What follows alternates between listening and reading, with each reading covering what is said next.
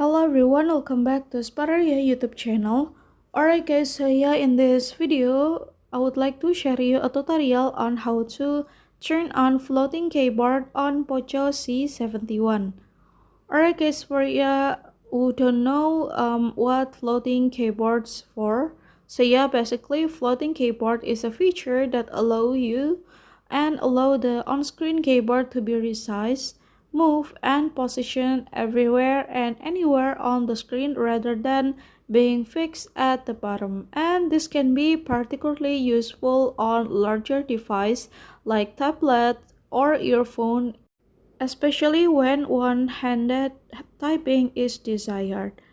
And how to turn it on is very easy, so yeah, now let's get started to the tutorial.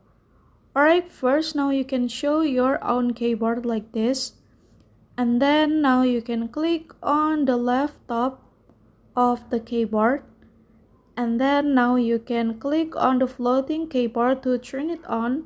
And then so yeah, now you can resize and move and also position it the keyboard, and then now you can resize like this.